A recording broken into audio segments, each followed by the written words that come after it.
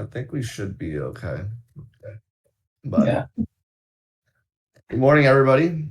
Appreciate you guys all being here. Kashawn, what's going on? Probably random. What's up? Pack Trades, hello. Tony, good morning. Hope everyone's doing good as well. Been a very slow Monday, but opening drive today to clear out some resting liquidity on NQ. Yeah, I think it was pretty much just after the options expiry. Everything, the books are just slowly starting to fill up again. And yeah, it's a little slow start to the week. I definitely agree. And then we got Jackson Hole like later this week. So it's going to be interesting. 100%. Yes, sir. Mm-hmm. All right. I'm going to do a small announcement now that we just got all the recording all well. So everyone, Pro Plus. That's good that this is going to be recorded this time. Last time we were having problems, but I think we're okay for the stream. Let's do this.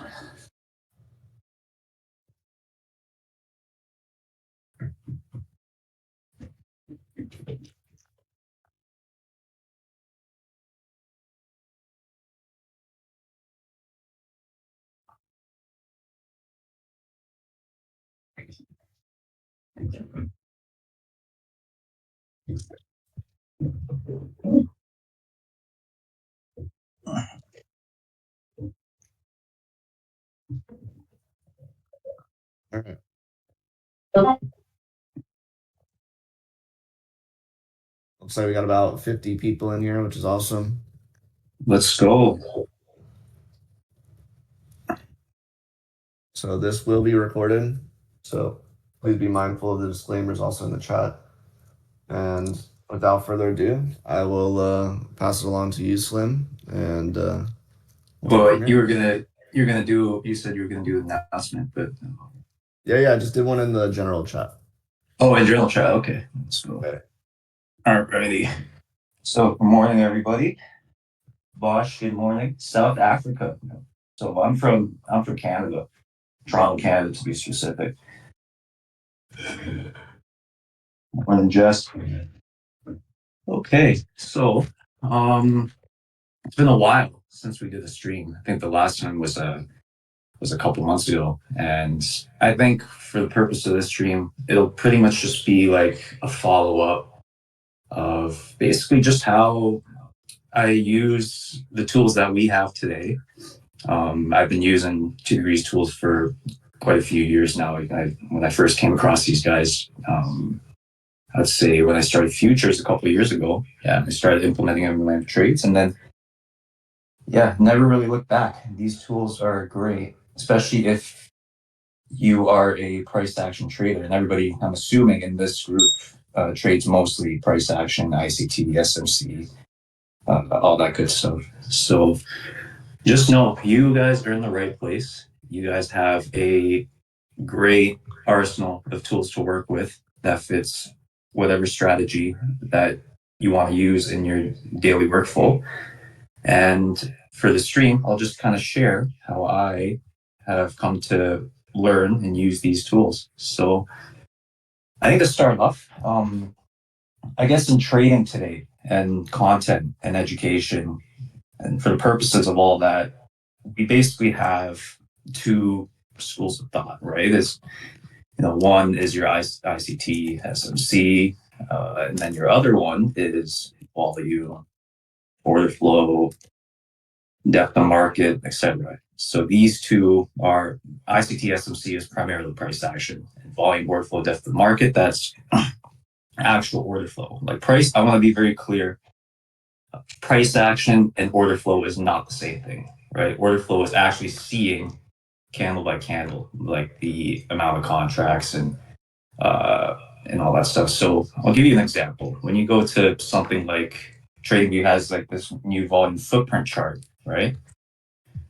And if we can look at it here, you can see every tick, up tick, down tick, the amount of contracts open that push the bid or the ask or lift the candle up the tick or down the tick. That is order flow. Price action is basically just this. It's just your candles. It's just your simple, market structure and regular price action, right? So these are the two schools of thought. And for those of you that want to, I guess, are starting your trading career or starting to get into this thing, these are probably the two sorts of schools of thought that you've run into. And the question you guys are probably asking yourself is like, well, which one do I use? And my answer to that is, in the light of and spirit of excellence, try to learn both. You know what I mean? And those of you that know me for a while, before I started trading, I've been actually a barber for almost 12 years now. And an analogy I kind of want to use for this is, you have your ICT, SMC stuff. Like that's kind of like how I sort of correlate to, let's say, doing a fade, right? You do a fade, you do your 0, 1, 2, whatever, right? And then your precision scissor work and mapping the cut and the actual architecture is something like this, volume and order flow, right? And I truly believe that in order to really pursue as a trader, it's good to kind of dabble into both of these, right? And obviously take only the most essential parts of both these two, and I think you're on your way to a very fruitful career. So, yes, yeah, micro market structure, or even just market structure in general. Like in my daily workflow, this is kind of what it looks like. You take a look at, just the past couple days, maybe even like the past week or two, right? And on the hourly chart, this is totally fine. And well, where do you learn volume and order flow? Well, there's a lot of good YouTubers out there. If you search up, let's see, volume and order flow, I actually came across these guys recently. World Class Edge.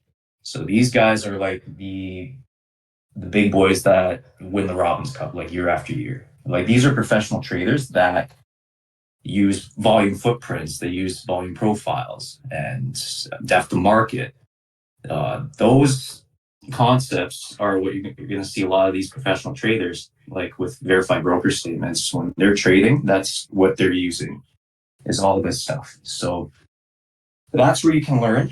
And these guys are just one, group of people. I actually spoke to these guys over the weekend, and I was kind of curious about, they also have their own sort of mentorship and everything too. And yeah, it'd be one of those where you could check these guys out if you really want to seriously pursue learning volume and order flow. I think these guys are, the German guys is exactly Patrick Nil, Thomas, those guys. And these guys win the cup year after year. It's actually crazy. So it's pretty hard to argue, like, that volume and order flow and all that stuff is not, and like with the Robbins Cup, it's hard to argue that's not proof of concept, clearly. But like I said, I think the whole purpose is when you combine those two, you have a crazy stupid strategy. Like it's just these two complement each other, and it's basically just your whole strategies on steroids. But for the stream and for the tools that we have, like we primarily trade price action, right? All the tools that we have in the Elite Collection, the Premium Suite, these are price action tools. And what I've come to realize is in my trading, when you have all the tools and the bundles and stuff, and you're trying to figure each one out. And I guess after years and years, this is really what it boils down to. Is let's pull up the tab over here. Is I just have two, right? I have fractal consolidations, and then I have the Power 3. And with the Power 3, all of these are calibrated in a sort of different manner. And the reason I calibrated them intentionally this way is based on how I have come to learn and use my strategy based off Larry Williams and the Rashi and a little bit of ICT. Essentially, let's start with fractal consolidations. How I set it up is, these guys have been working on this tool for quite a while, and I think they really nailed it on the head with this. So we can pull up the settings here. I have the auto time frame setting on, and I've dabbled in non-filtered consolidations and filtered. I've kind of been enjoying the filtered one a little bit more because it allows me to really see where the market is in balance on like the intermediate time frames, right? And that kind of pairs nicely with the dealing range calibrations for the higher time frame power 3 that I have. And I also have settings set to low resistance, high resistance liquidity runs. Because for me, order flow break, like it's not really necessary to see which side breaks. Like you can kind of clearly see if one side breaks or the other, like if it's bullish or bearish or whatever. So I'd rather see where has price been moving pretty quickly, or where is it really constrained into a really tight trading range, right? And that requires different sorts of discretion based on how you approach or look to be actionable. And then moving on to the power 3, this one, I believe, oh no, okay, so this one is your RTH candles. And those of you that have known, I guess, some of my charts and some of this stuff I've been posting on my channel, I really am starting to appreciate more the idea of RTH candles, not just, and I want to be very clear, there's a big difference between an asset's native RTH and what TradingView tries to jail you to, like 9:30 to 4 o'clock, because every asset's different. Like the 9:30 to 4 o'clock is not the RTH for something like gold or currencies or, crude oil or whatever, right? And for those of you that have been playing around with the 30-second opening range and stuff, these were concepts taken from, the PAX group, right? And if you go on their website, they'll give you a time or a schedule of every market's sort of native regular trading hours based on open outcry and the settlement and all that stuff. So this is one of the main things that I'm looking at here. And especially when you look into Larry Williams and Linda Raschke's books, right? If you notice all of their models, and they say it over and over and over again, right? Is that all their models and their frameworks are based on RTH price action. Overnight sessions are omitted, like clearly underlined in their books, right? And there's reason for that. And the biggest takeaway that you can gain from starting to understand price action in the context of RTH is let's pull up something like the volume indicator, right?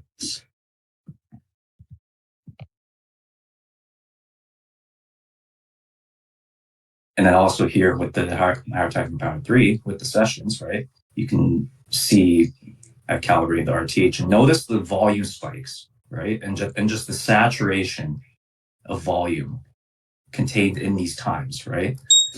And it's consistent, like every day, on every single market, you're going to see a saturation of volume, momentum, and volatility in RTH, right?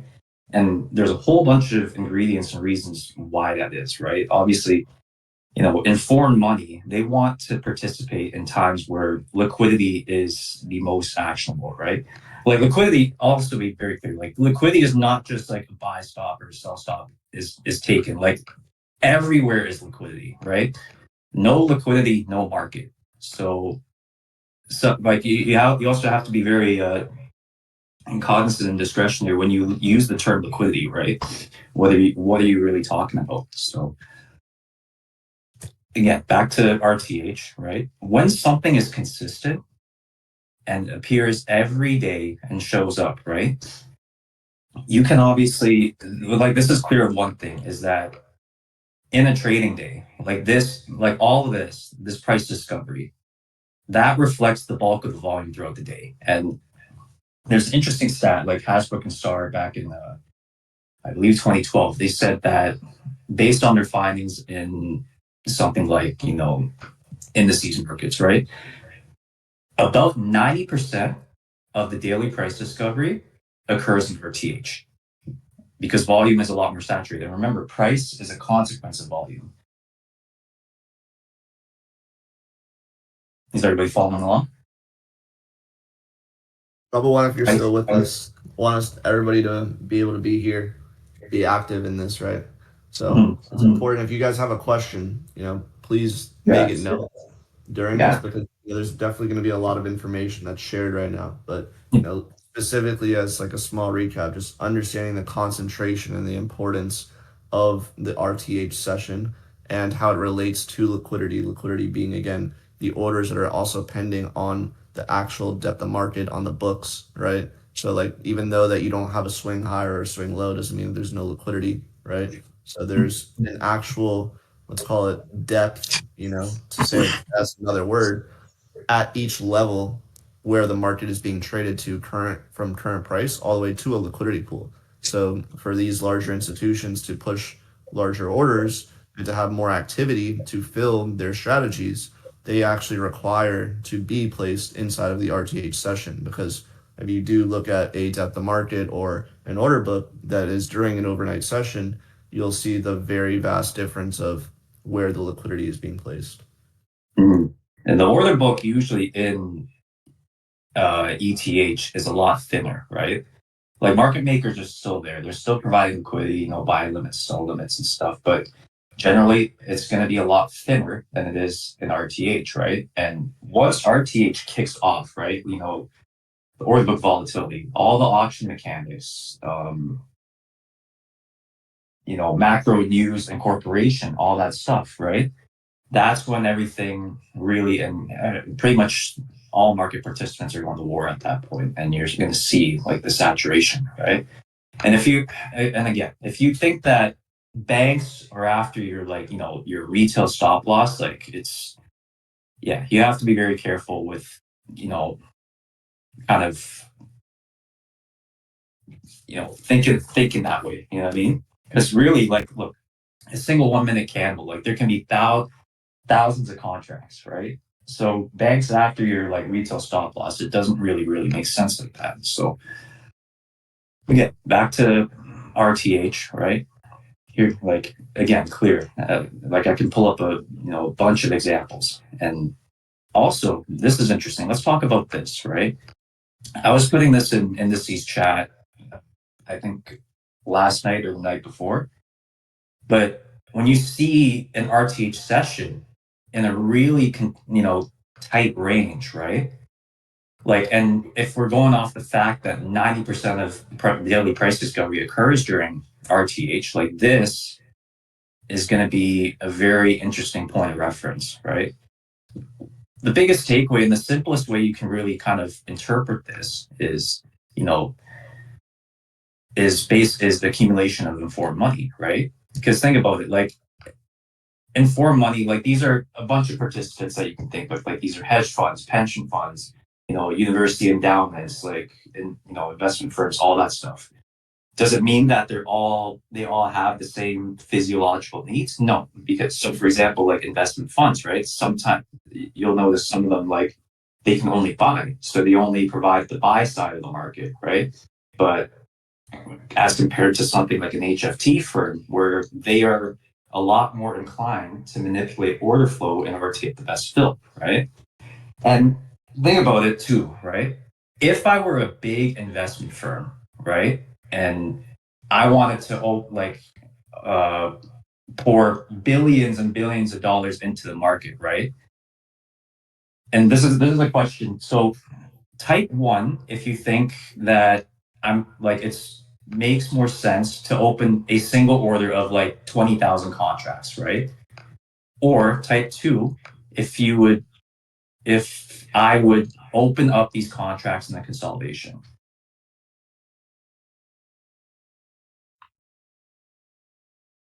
Two, yes, you guys are correct, absolutely correct, right? Because let's say I was an investment firm and I opened up 20,000 contracts here, right?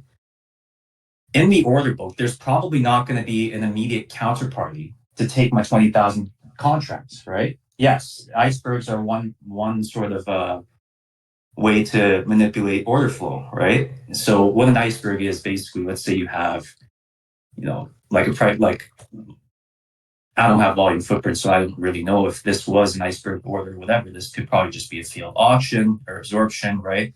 And that's the thing with price action, we don't have that context readily available, right? We can only base it off the candles. Something like volume, footprint, and order flow can actually tell you what happened when we claimed a high, right? Whether it was a failed auction, whether it was absorption, or whether it was an iceberg order. So something like an iceberg order, right, is what would generally happen is, you take the high, and each high, like, people are buying aggressively, right? And then the order book is going to look something like, okay, like contracts filled. And as soon as they're filled, immediately more contracts pop up, right? Until like it's completely filled, and then it becomes like, I guess, in effect, like a level of like resistance, right? And then we push lower. So back to what we were saying about if we were a big investment firm looking to open like billions of dollars, right? If I were to open up an immediate order of 20,000 contracts, right? Most likely I'm going to have to accept worse and worse prices. And my average fill is going to look something like here rather than here, right? So that's why, generally speaking, with informed money, right? The best place where they can accumulate their orders and fragment them and stack them is in an area of consolidation, or what we define as a balanced market, right? Because the market has found balance, the market has found fair value, right? And another thing to note is generally you're going to see, consolidations formed in layers of fair value, right? And this is where I start to implement dealing ranges. And, dealing ranges classically, as we know, it's like, okay, we have my freaking brush. Hold on. Let's see. So we have here, like, and then, like, let's say that's your dealing range, right? And that's true. That's partially true, right? If we can also, how can we do it so that we can also implement the time aspect to it, right? And based off of, probabilities and data, and based on what we know about market mechanics, right? So even let's look at this candle, or this, I guess, price action right here, right? Bar by bar, candle by candle, right? A high or low is usually going to get taken around like 80%, 85% of the time, right? These are what's called like directional bars. And the remaining time, or the remaining timeshare, is it's your inside bars and stuff, right? So when a mechanic plays out 85% of the time, right? And what us as intraday traders, we usually are looking at, the daily fractal, or the daily, market structure. Are we making like, if we're bullish, we want to play off the high or low, right? And then we look to capture a move to a previous high. That's pretty much our bread and butter as intraday traders. So that's where your 85% comes in, is basically you're playing off the anticipation that, okay, this day is going to be a directional bar. And if it happens 85% of the time, I'm going to look to accumulate or open a position where the market has found fair value, right? Just like the informed money, just like all the people that are in agreement with, okay, the market is in an area of where both buyers and sellers agree that buying or selling is okay. So the other thing we can take is that, for those of you that have heard of auction market theory, and remember, like, these are probably new terms to some of you, but I'll be very clear. Everything is literally the same stuff. Like right now, market maker buy models and sell models, auction theory, Wyckoff theory, like it's all the same stuff. So don't confuse yourself with that, or think like, oh, like you're using the wrong like terminology, or like even like a city and a fair value. It's the same thing, right? So you don't have to nerd out, and you don't have to get all specific with it. It's just for the purposes of just trade, right? just stick with just the word you like, and then you're good. So with auction market theory, right? It basically is two phases: is your market imbalance, like I was mentioning, and then your price discovery. Let's say I'm not saying it's going to go down like that, right? Is you have this phase, and then you have this phase, where in this phase, who really moves the market in expansion? It's the active liquidity. It's the market takers. It's the people that are literally pressing sell. You know what I mean? The market orders. It's not no algo, right? And I don't really like how ICT teaches that. Oh, all this movement is just algorithmic, and then he's completely forgetting the fact that there are people that execute market, right? It doesn't matter if you're informed money or a retail trader, right? Is that active liquidity, and that's what liquidity is composed of, is your passive liquidity is like your sell limits or your buy limits, and the market makers, liquidity providers, right? Search up FIFO, and that will kind of tell you their purpose in the market, right? And then there's active liquidity, which are people are buying or selling market, and in an expansion phase, they will accept worse and worse prices just to get filled and catch the move. You know what I mean? So you have your phase of balance and you have your phase of price discovery, right?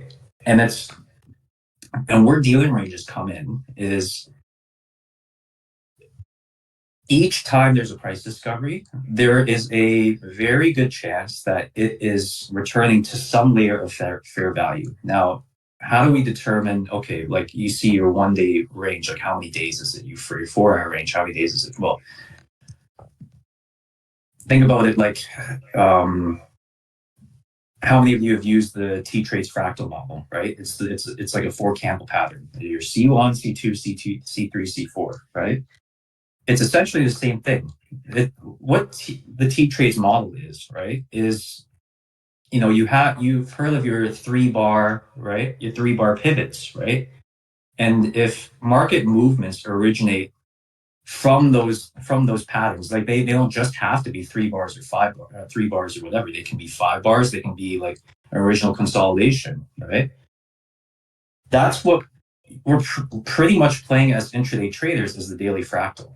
And so let's turn this one off. Let's focus on something like 3-day range, right? So this is a 3-day range. This is the past 72 hours of price action, right? And you're probably wondering, okay, why do you have it on 4 hour? Well, if I did it on the daily, right, I would have to wait for the daily candle to close for this indicator to update my range, right? So I want to go down and have it with a little bit more fidelity and live time updating by going down to the 4 hour, and then I split it in. It would be 18, right? That gives you 72 hours. But the way the higher time for Power 3 works, it also takes into account the current candle. So you do 19, right? So this gives you a 3-day range, right? This is basically the daily fractal updating in real time, right?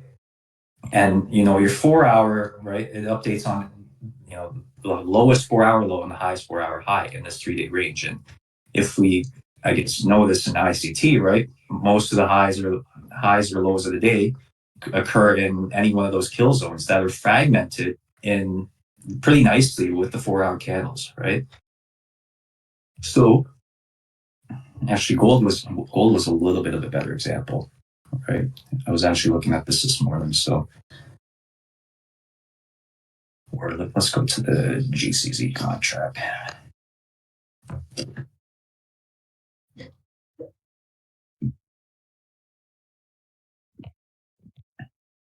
We can turn this off too, actually.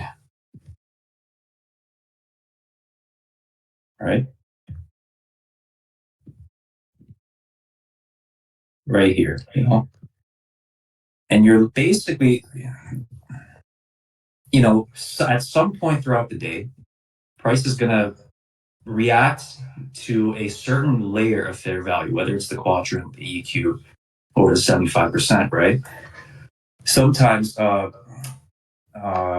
what's his name? I learned this from Ali Khan, ICT. And sometimes he'll even take like the dealing range, and a lot of times at the quadrants, they're not saying this is an inversion fair value gap, but really high probability sort of sandboxes where you can really be actionable is if you notice like an inversion fair value gap at the quadrants, right? Because that's how you know it's like, okay, like we've rebalanced, right? And we're probably going to make a run into premium or discount of the sandbox. So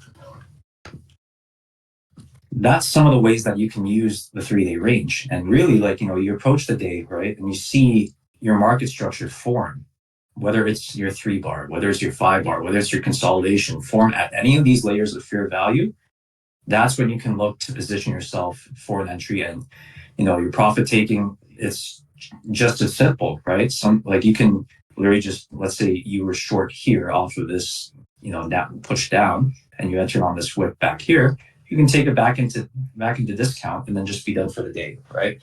So dealing ranges are great because you can reverse engineer a lot of things, both for your entry and for your, take profit, right? And with dealing ranges, you'll notice a lot of the draws on liquidity are going to be at these layers of fair value, right? And all you're doing really when you're looking to play off these dealing ranges and be actionable is you're just reverse engineering the process. It's really simple, right? And when we start to understand that the market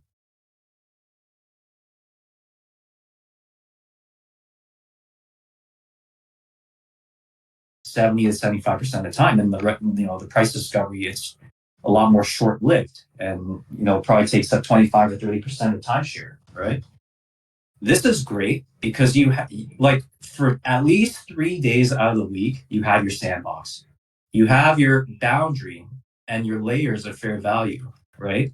There's no guesswork or whatever. It's just okay, like, well, taking the concept of directional bars and auction market theory, where most times the market isn't balanced, like you have your sandbox, or at least like if you're wondering where is my sandbox, right? Most likely you're in it on some layer or another, right? It just depends on what layer you're looking at, right? So us as intraday traders, like probably the 3-day range is going to be, your scope of operations. Now, if you're something like, a swing trader, or you want to get your weekly buys, right? Then you would use something like the 9-day range. And why do I say the 9-day range? Well, here's your fractal, right? Your past 3 days are your 72 hours. And I showed this in the last stream too, just to kind of give you an idea, right? Let's see. I'm just going to eyeball this really. So, right? You can get a clear read on trend based on the behavior of stacking these together, right? So obviously, the past 9 days we've been pretty bearish. So you're going to obviously look to catch a sell setup on something like gold, right? At least for right now in the current market. And that's basically what it is, the 9-day range. And even Larry Williams talks about this when he uses something like, the 9-day exponential moving average, right? Is essentially it's the average of these fractals, right? Or these 3-day ranges. And you're basically looking to catch, a position where you believe the market has found fair value, and then we look to either go for higher prices or lower prices. That's pretty much what it is. Now, if you are something like a scalper, right? Or you really just literally want to get your piece in, right? We have something called, or at least there, 12. Here is the past price action of the last 12 hours, right? And why do I do 12 hours? Well, if you look at something like the 12-hour chart, right? And usually when you and I start our trading day, right? Most likely we're starting our day at maybe like 7 o'clock, 8 o'clock, right? And the past 12 hours is going to refer to almost all of the price action that occurs like in the Asia session, the London session. And you'll notice like, let's look at this candle, for example, right? Most of these first 12-hour candles of the day are going to be relatively small ranges because this is the ETH timeshare, right? And when we're trying to look to make bank off an explosive move, we're literally just playing off the next 12-hour candle. And the 12-hour range is going to help you do that, right? With a little bit more fidelity, with a little bit more, with more real time, price movement and updating, right? So all of this price action, this is like your Asia accumulation, so to speak, your ICT range, right?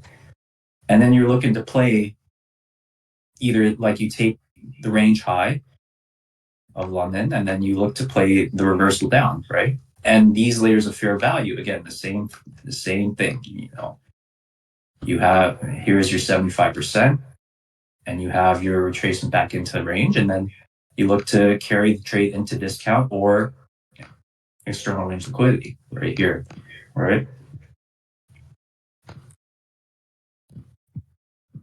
And I've been using these ranges like even since the last stream, and I haven't really changed anything about it. And if something works, it's just one of those things that you have to stick to, right? And you're using probabilities, like probability when you're looking to craft any sort of edge, right? Edge is not, psychology or any of that stuff. Edge first has to come from understanding and creating a strategy that wins more often than it doesn't. So we're talking real simply, like, does your win rate reflect more than 50%, right? If it doesn't, your psychology is going to be it's going to be a lot harder for you to really maintain composure if your strategy loses more than it wins, right? Because you can't trust, days on where your strategy loses. It's like, oh, is this the norm or do I have to fix something, right? Then, it becomes a snowball effect. You start cascading into, strategy hopping and stuff. So really find a strategy that wins more often than it doesn't. That way, when you have a losing day or a series of losing days, you know that it's not the norm, that it's eventually going to play out because you've seen it happen consistently before. And that's what Larry Williams and Linda Raschke talk about as well, right?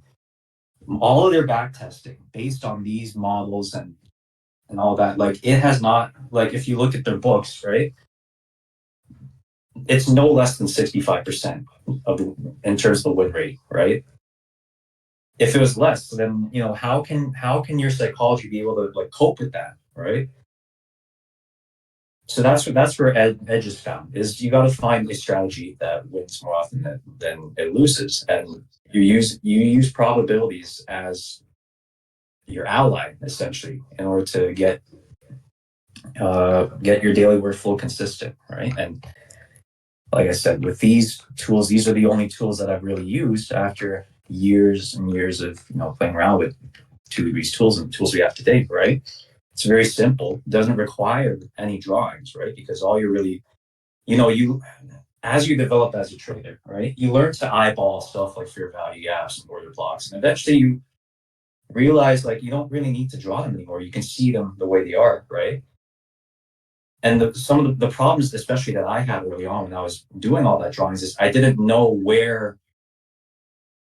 exactly those sorts of entry models were. Is this the right place to really be actionable on that entry trigger? And this is where dealing ranges came in, because again, market is mostly in a phase of balance, right? And it's going to do that when the market has achieved some measure of fair value, where price is in an area where buyers and sellers both agree that buying and selling here is okay. So that's what it is. This is the daily driver template, really. It's just two tools, right? One gives me my consolidations where I want to see where's the market found balance and where is it, found price discovery, and where is new balance being formed, and where can I look to expand off more price discovery. And you're using dealing ranges to provide context where is this phase of balance in an area of fair value. So that's pretty much the template, or at least the workflow that I have. It doesn't require like any drawings. Like if I'm looking at this or something like that,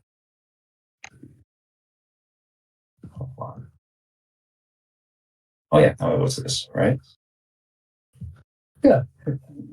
Even something like today, you don't have to have all the dealing ranges like stacked open. If you're clearly seeing that, on the higher time frames, it's bearish, right? But you don't really need, the 10-day range, dealing range to tell you all that, unless we've reached the quadrant. Then most times you can kind of simplify it and streamline it and just strip away the fat and just focus on the current context, right? Local context, as Joshua put it, you know what I'm saying? So that's when you see your signature show like that, then you can obviously look to be actionable.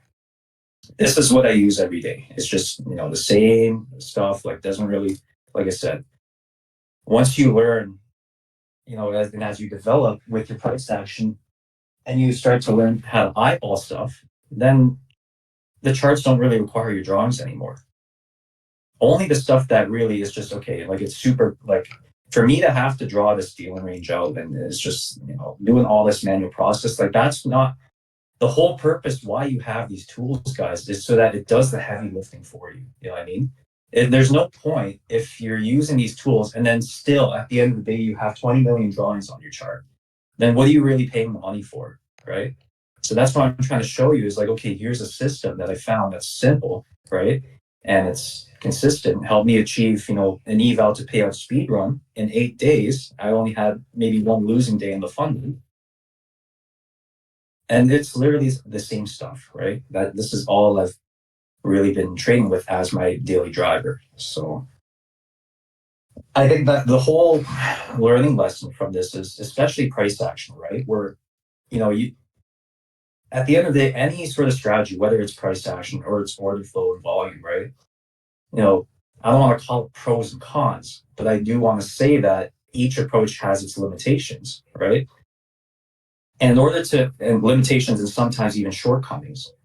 And the best approach to really mitigate, the complexity and like the amount of discretion, right, is to just strip down your strategy into its most basic components, right?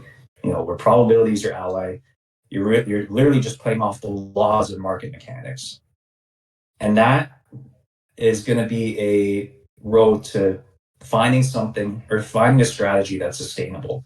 If that's one thing that I can tell you guys today is, sustainable trading, like it doesn't mean having like freaking 25 indicators. It doesn't mean having like a million drawings, right? You have to, because this is all like a load on your cognitive, stamina, right? Like I think Mark Douglas said it best, where every human being, right, has a set reserve of glucose in their brain, right? And trading is one of the activities where it really dries them up quick, right?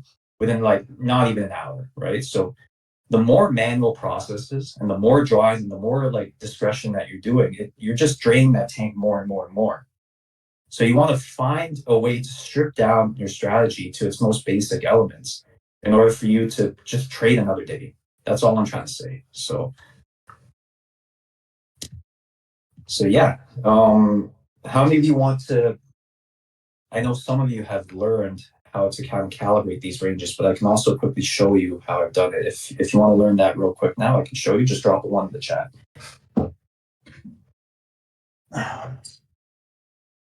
Raul, I'm going to show you my settings. Just give me 1 second. Okay. All right. Good enough. A couple people. All right. So I already talked about fractal consolidations. Now let's do, the power of 3. And we'll just start from the top here. So this one is we're talking RTH candles, right? So I like to view the past, including the current session, I like to view the past 4, right? I like to view the past 4. You can do just the past 3. You can do the past 6. Doesn't matter. But as long as you generally keep a clean workspace, right? And then you're going to set the session power 3. So enable time price power 3. You're going to set the session. Whether you want to show the gaps or not, that's totally up to you. I would probably have this setting on just to kind of see, especially when you see like outside gaps and it doesn't return to the previous session's range. That's one of the models that Linda Raschke actually talks about, is you can actually determine bias from that, right? So something like gold, I'm going to have it set to my RTH hours from 8:20 to 1:30 in the afternoon. And this is going to give me a good visual representation of where the bulk of the volume in the trading day lies. Then I can look to perhaps set up a position, or at least like interpret or be discretionary of, okay, how should I expect not even the current session, but the next 3 sessions to develop, right? Yes, I can share my layouts. I can drop it at the end of the stream for sure. So yeah, I highly suggest with RTH candles, give this a try. And especially like guys, if you use, like NDX, right? For example, like this is the underlying index. If we go on the daily chart, right? And you'll notice like, there's gaps, and it's just like, it's going to scare some of you in the beginning, but this is where like all the futures contracts, NQ, ES1, right? Those are derivatives of the underlying index here, right? And all you're doing now with this really powerful feature of the higher time frame power 3 is you basically have a pocket version of the NDX like right there for you to see, right? I think I still have it on, yeah, here we go. How do you interact with the markets? What's your entry trigger? I was saying earlier, right? Find an area of where you believe the market has achieved some effective fair value, right? And you look for your market structure. So let's say something like this. Like this is a clean, let me see.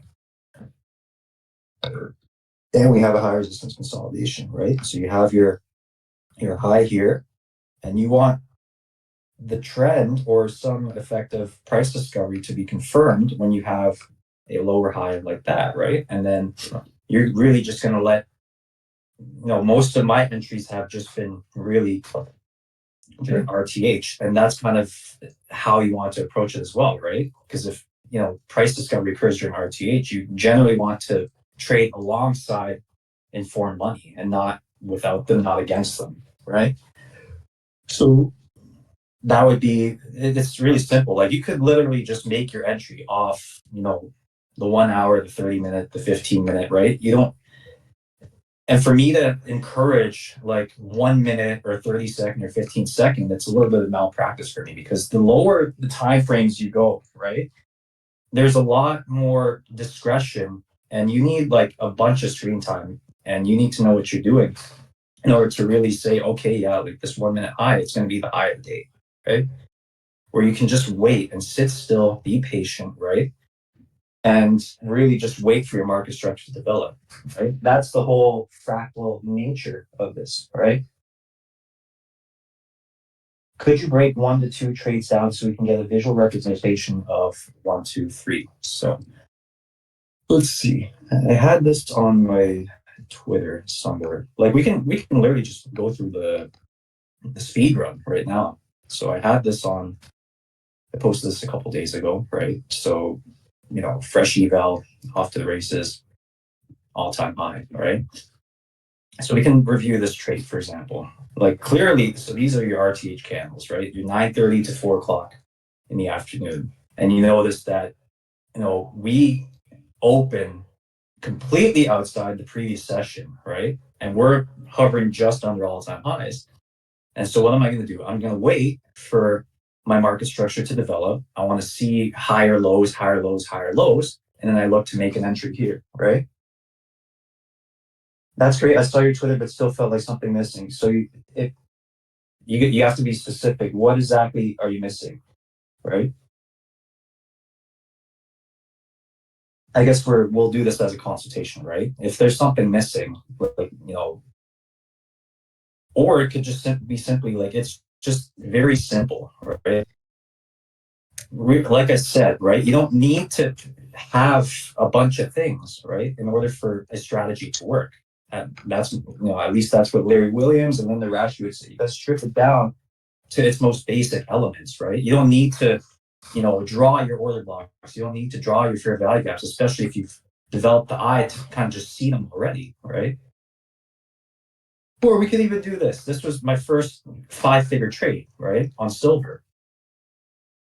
Same thing, the 1, 2, 3, system. You have the market achieving some effect of balance, right, and an agreement where, okay, buying and selling here is okay, and then you have your fractal consolidations that show you, okay, we're making one last, consolidation or phase of balance before we start pushing lower. And you're seeing, look, this developed at the 3-day quadrant, and you see your structure, you see a sharp breakaway, market sell, and then you see a retracement back into this fair value gap, market sell.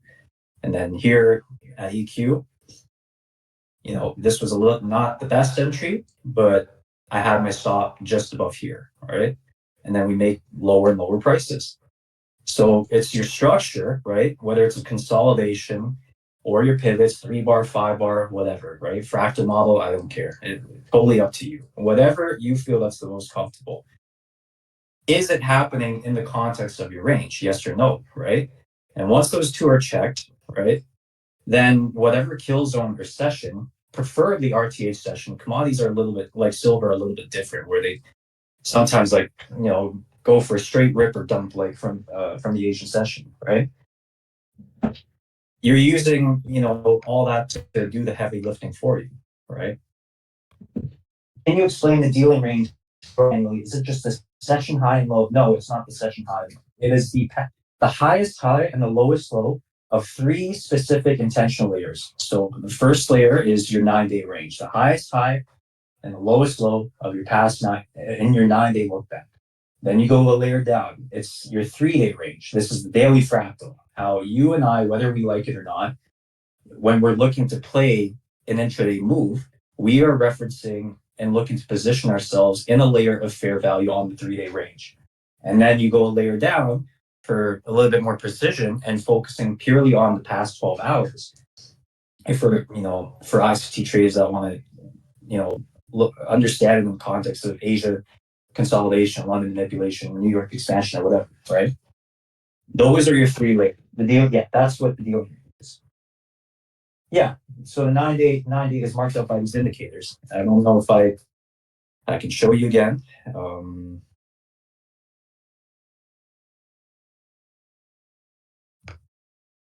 So there we go, 9-day range. Because I was showing the RTH candles before. I didn't actually get to show the settings of the 9-day range. So 9-day range, and like I said again, the way the indicator works is it is 9, but it adds one more candle to paint the current candle, right? So you gotta put 10.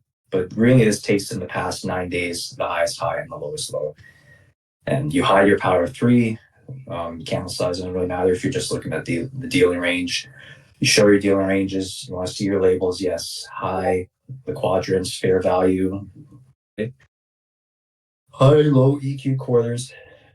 You don't know. Generally, you want to have this off because once it's 9 days, it doesn't really matter, right? Very simple calibration and intentional setting for the past 9 days, right? And you'll notice, like I said, why does Larry Williams use 90 EMA? Why does ICT use the 90 EMA? It's basically the aggregate of this whole range to get a quick read on the direction and the trend of the market. Sign time, thanks for joining. I love you, and keep doing what you're doing. Sign of Time makes incredible graphics. That guy, showing love and support. So,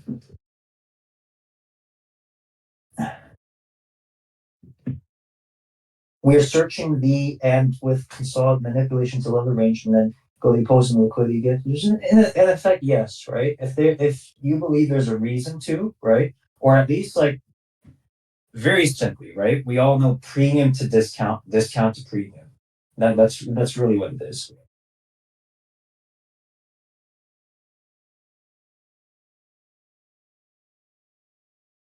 Yeah, 9-day, 3-day, 12-hour, they're layered perfectly. And even if you guys have been following those DTT guys, right? They're obsessed with the number 3, right?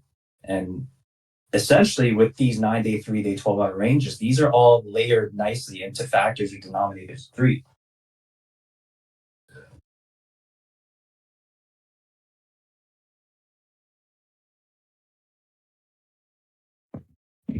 So, okay, let's go back to the next setting. I've already showed you the 9-day range. And then if we need a refresher on the 3-day range, you do your 4 hours, 18 plus 1. And that gives you your highest high and your lowest low in the past 3 days of real-time live price development, right? Instead of using the daily candles, because you have to wait for the daily candle to close for the range to update. At least with the 4 hour, it gives you a little bit more fidelity and a live updating of the current range in question. And let's go to, and again, it's the same way how you calibrate the 9-day range, just go like knock it down to the 4 hour and we do 19. And then when you do the 12-hour range, I like to do it in 30 minutes. You can do 15 minutes, but then you can only view the chart on the time frame lower than what the Power 3 is calibrated for, right? And most of your markets, like, your 30-minute highs and lows are going to be very specific, points of inflection. So 30-minute for me has worked. And you do, if you want to do the past 12 hours, you do 24 plus 1 to get you your 12 hours.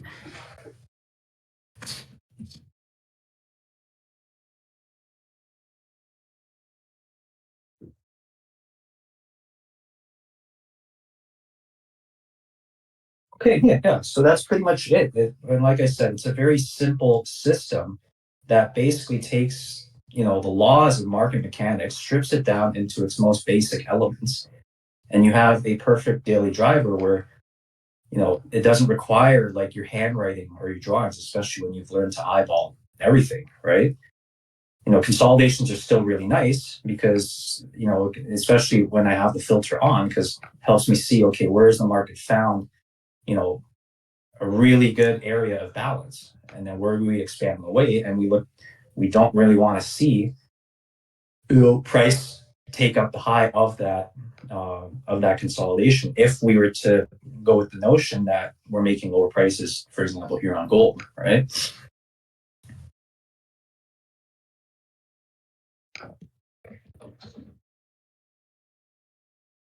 So Josh has the OBS running right now. So once the stream is done, we'll drop the video for the recording. How can we get this indicator? It's already part of the Toodegrees collection. So whether it's I believe these tools, you can actually access them either by standalone or you can have access to them with the premium suite. And every tool in the Elite collection already includes all the tools in the premium suite.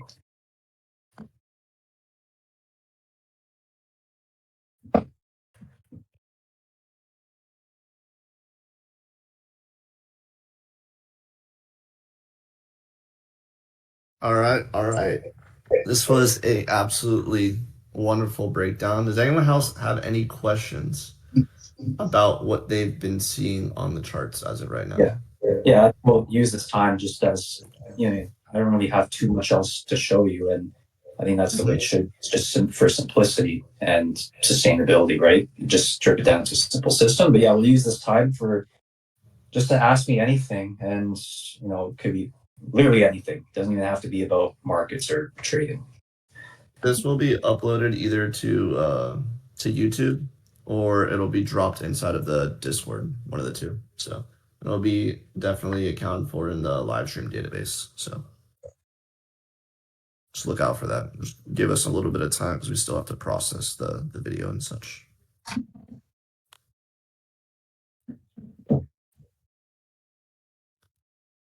Yes, you can find all the tools in premium. Yeah, so he's predominantly using the power of 3 and the fractal consolidations. And again, those can be purchased standalone, or you can just get them 2 on their own. But if you were to get 2 on their own, then you might as well just get the premium suite. So it's included in the premium suite. I truly believe fractal consolidations is one of the best tools. I don't think it's used enough. Just the precision and the way that it's been coded definitely needs to. I'm surprised the adoption is not higher.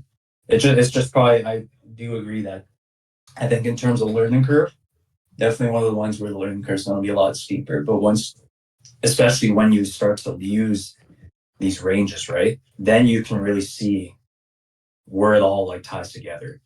So.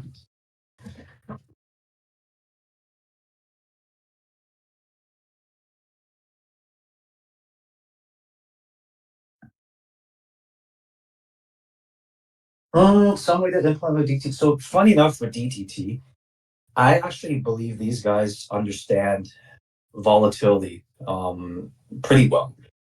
I would say in order if you want to like tape together like this system and DTT, is it you can if you want. It's just what I do it personally for the purposes of cleanliness and not over like analysis paralysis, then I would probably just have to stick with one system or the other, right?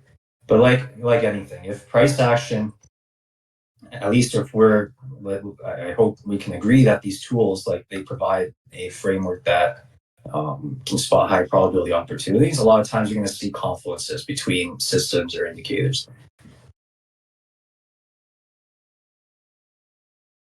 This is just the way that I've come to create my framework after years and years of using, their tools. And it's the simplest way that I found that pretty much like with price and action trading and, its limitations and stuff, like this is pretty much how I've come to create this sort of daily driver template.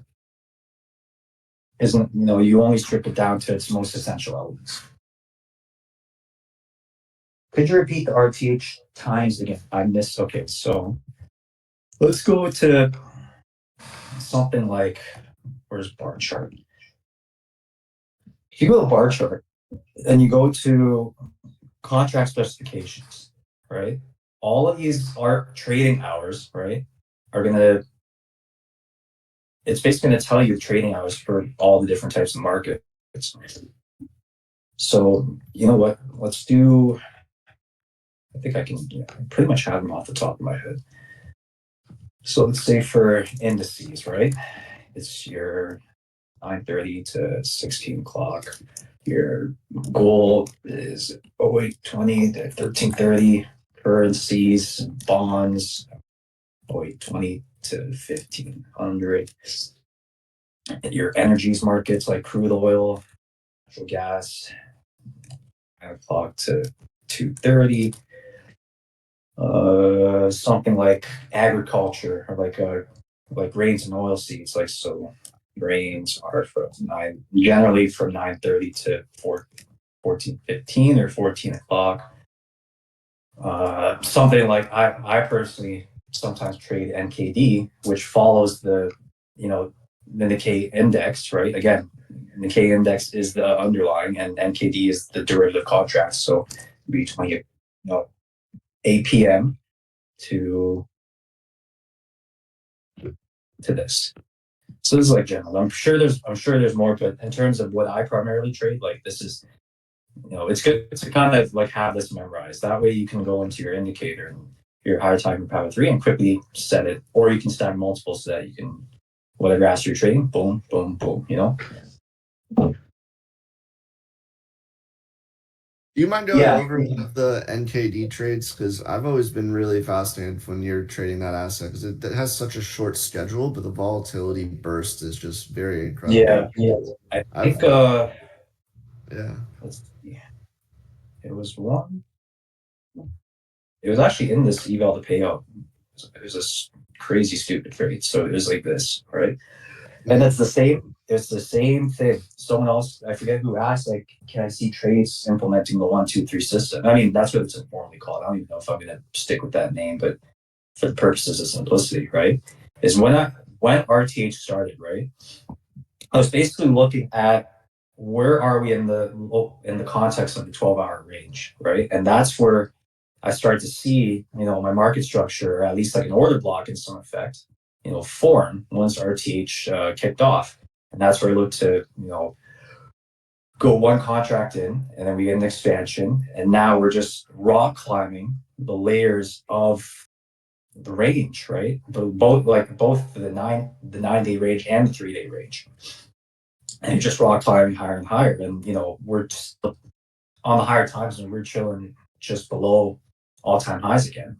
So obviously it's good. We're going to make a push, and this was one of those days where I believe that this is going to start it all. So yeah, and then you see a reaccumulation at EQ, but by this time it was already like kind of market closed, right? So I just decided to close the position shortly after this, right? The only thing where, especially why I don't think it's pretty popular, is again how I was talking about volume, footprint, and order flow, because you see these candles, right? Like it's literal fucking Swiss cheese. So it's kind of hard to make sense of it from volume, footprint, and order flow, and on a very precise sort of context, especially on the 1 minute. You're literally gonna burn your eyes out, So with NKD, I mean, anything that has market structure or price action, right, can be traded. And sometimes I like to, if I I'll make the execution on NKD, but I'm looking at the price action on the CFD chart because it's a lot cleaner. Even on something like the 1 minute, like your candles are so much cleaner as compared to like that, So then I can just derive my price action and I guess my analysis based off the CFD chart. And then once I figure okay, I think we're good to go, then I position myself in NKD. So yeah, to answer your question on how do I with NKD trades, during Asia, because let's see, even the topics, right? If for those of you that want to trade SMT or whatever, if you want to see a correlated market with NKD, then this is the market that you're going to look at, the topics, and it's the same RTH hours from 20 o'clock to 2 o'clock. I think this is the futures chart, so that's why. Hold on. There we go. This is the underlying index.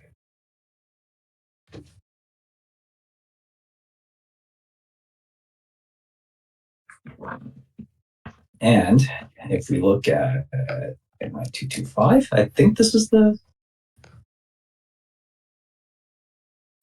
would be the underlying index. And so you see the RTH from 20 o'clock, or I keep saying 20 o'clock, 8 p.m. to 2 a.m.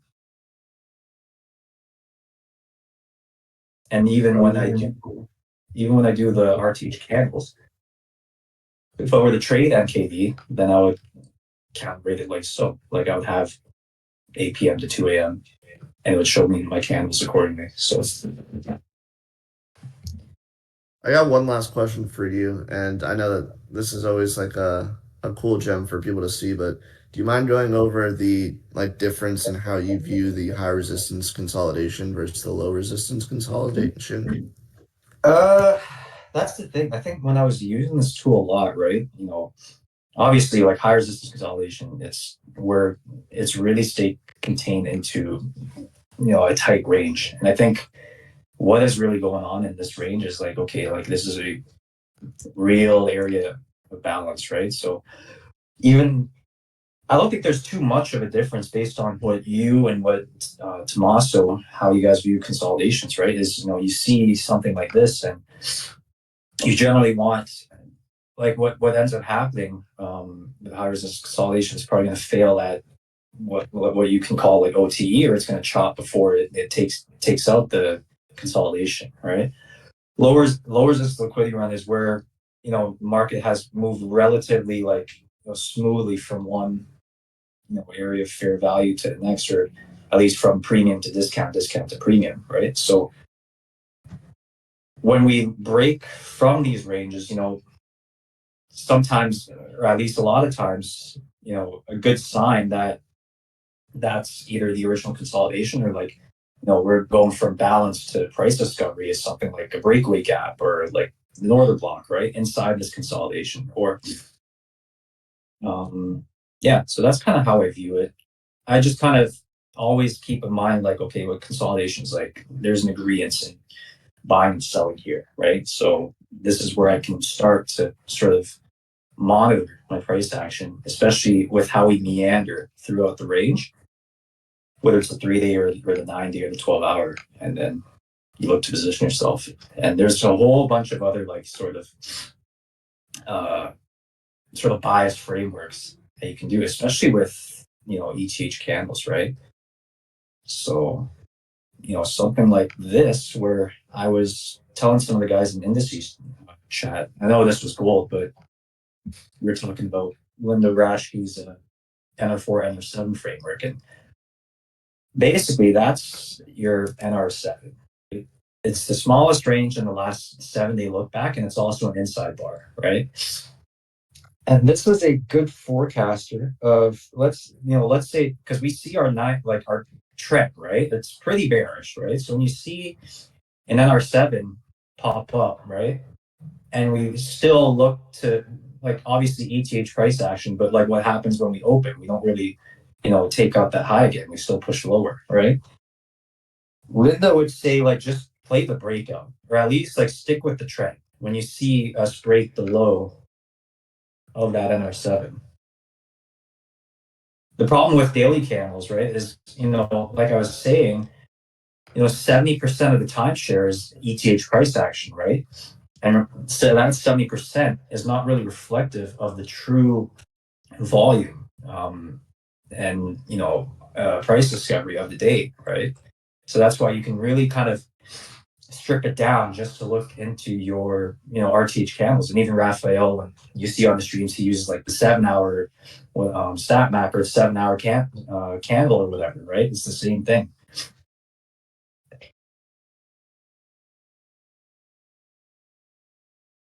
Oh, yeah. Very, very nice. Very, very nice. I think it's been a wonderful stream. If you guys have been enjoying it, let Slim know. Drop a heart, drop a love, and let him know that you appreciate his time being here and explaining all these concepts so far. There's been a lot of knowledge dropped. DG had a question. Monthly DRTs are up to 2460,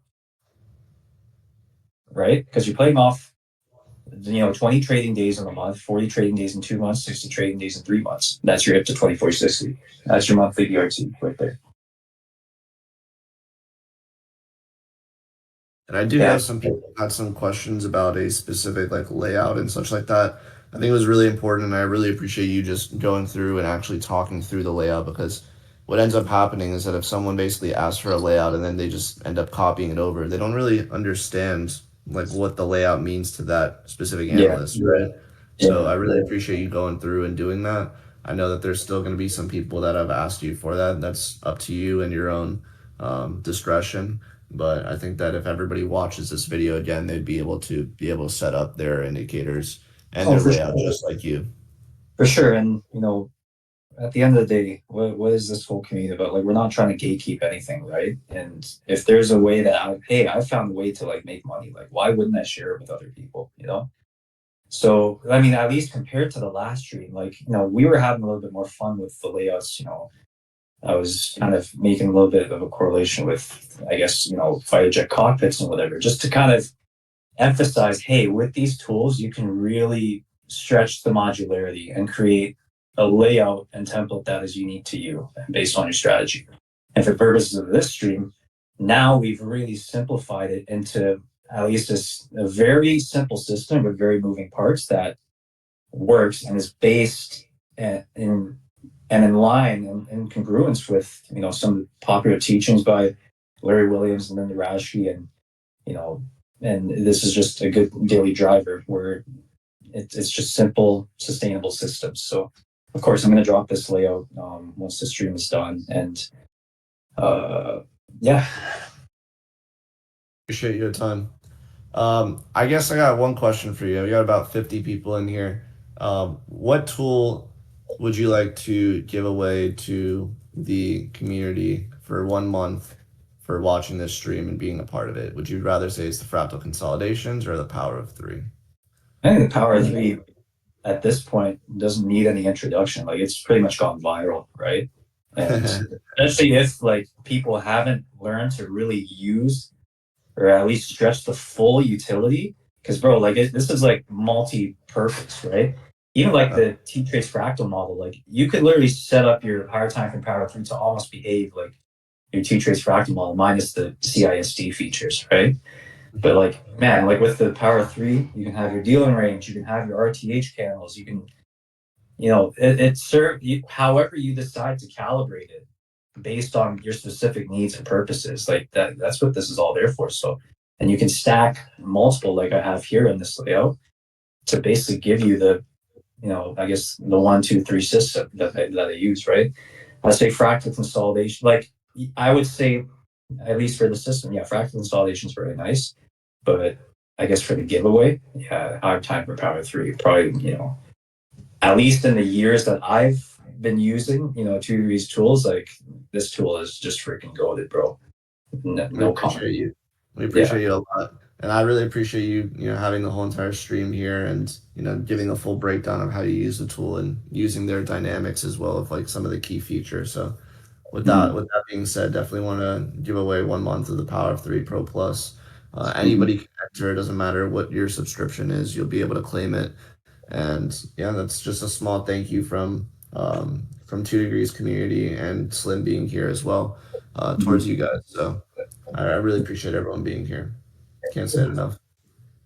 Actually, one thing, probably random, was sharing some charts on volume footprint. So funny enough, when I was talking to World Class Edge over the weekend, like they have like they use their own software or whatever, and somebody in the audience asked them like, how is the volume footprint indicator, or at least like the volume footprint candles on TradingView? They personally said they didn't like it very much because it's not truly reflective of it can only, it's limited on just viewing the order flow based on upticks and downticks. I think some of the software they use a lot more like in depth and can really view like real order flow at set price levels.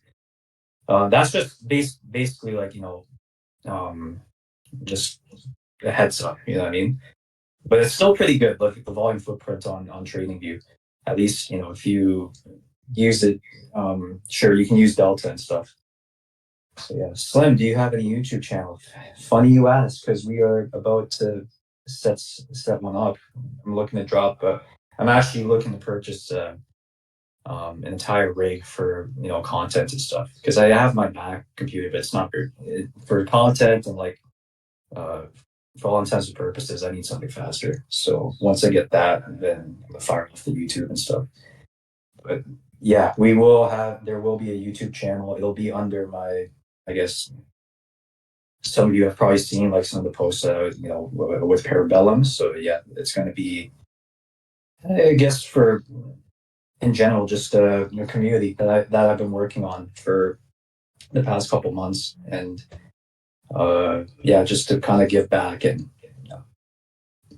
really teach people, for those that are willing to learn, at least based off my years of experience with trading markets. So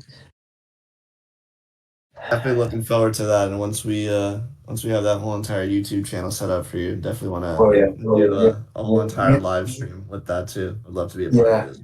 Me and the boys have been working on this for quite some time, and these are my really good friends that I've been cutting their hair for like over 10 years, and we all come from like different disciplines of, I guess, whether it's art or whether it's solutions, right? So it would be right now we have a pretty good team of we have education, and then we have the brand identity with my other guy, and then we have my guy who's a full stack developer, and yeah, we want to look to put something really amazing together and really make a mark in, I guess, the industry, and just being transparent about and just kind of setting the record straight for trading content and education. And one of the things I really want to do with this upcoming community is, I look back at the past 5 years that I've been trading, and there's obviously a ton of things that I guess, or at least like people or content that I wish I never consumed, right? And they don't even take place in my trading today. A lot of stuff that I had to unlearn and start all over. And well, like some of the common questions, even from guys that sit in the barber studio, right? And they're getting into trading, like it's always the same question, like who should I follow, or like which guy should I start learning from? And like our whole job, I guess, as an upcoming community is to really streamline that process, right? So that it doesn't have to take you like 5 years can take you as little as like 2. You know what I mean? So, along with a bunch of other stuff, you know, that's it. Wonderful, wonderful. Mm-hmm. If you can, I think there's just a small last question saying that can you drop your Twitter in there? If you do have the link, I can also try to find it on my end. I just don't want to kind of stop the recording. I believe if you click on my profile, but not this. That's just to see the chat, but everybody look at what I posted. That's just me for chat purposes. So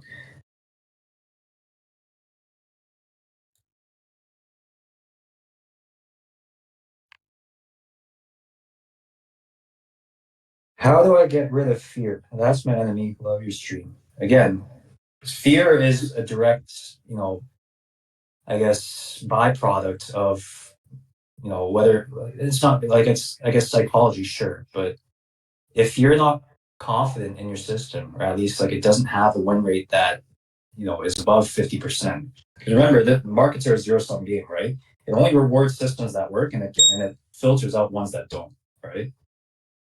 So to get rid of the fear, first find a system that wins more often than loses. That way, when you go through a string of losing days, or like a couple of bad days or bad trades, you know, and you've done everything right in the book based on your system, you know that more often than not, it doesn't play out and you can weather those bad storms. Or if it's something totally unrelated to the strategy, whether it's over leveraging and all that stuff, then that's kind of something personal that you have to look into, right? So.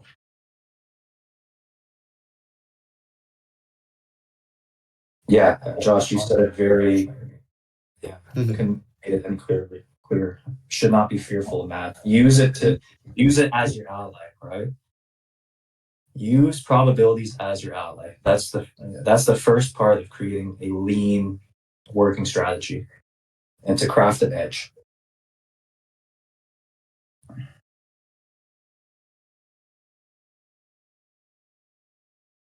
All right. I believe that we will look to end the stream here. The recording's about an hour and 22 minutes, so we'll look to stop it here. Again, we appreciate you being here, Slim. Thank you, everybody that's been here and being interactive with the chat, as well as being a part of our community.